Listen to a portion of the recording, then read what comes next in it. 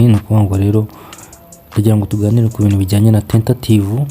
Ni ukuvuga ngo tentative rero hari ibintu bigiye bitandukanye abantu bafite uburyo bwa tentative, bivuze ko hari ibintu mutujuje, hari n'igihe baba baraguhaye liveness ntuyikore, KYC then KYC ukayikora nabi. Iyo rero ufite ikibazo cya tentative, icyo ukora ni uko ugomba kureba ko baguha liveness ukaba uzikora neza, ukaba uzikora ahantu hagaragara, ahantu hari umucyo. Ikindi rero ukaba ugomba no kuzajya ucekinga ko buri munsi umayininga buri munsi. Nyine ubwo iyo tuvuze kumayininga buri munsi ni ukuba wakwinjira muri application then ukamayininga. Iyo rero ufite ikibazo cya tentative, bivuze ko KYC yawe iba itabaraba approved, cyangwa se KYC yawe ikaba nyine n'ubundi hari ibyo itujuje. Gusa ntabwo tentative ihabwa abantu badafite KYC, kuko na tentative bura igihabwa n'abantu babonye immigration.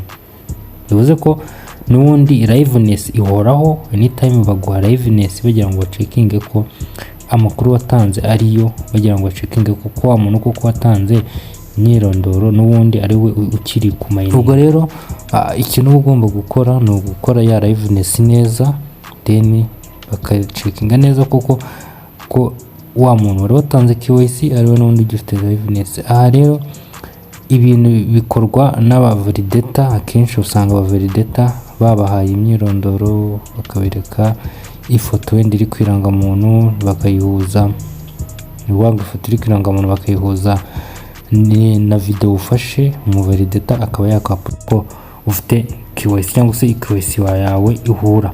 Ubwo rero liveness muyiteho. Ikindi mwibuke kumayininga. Ikindi navuga ni ukuvuga ngo abantu rero mutamayininga, bivuze ko n'ubundi ubwo muratuma tentative yanyu yiyongera, cyangwa se ituma rero kugira ngo bakuvaneho bitinda. Ubwo rero icyo twumvise kuri tentative nuko mugomba kuzajya mureba ko mwabahaye liveness, mukayikora neza. Liveness babahaye,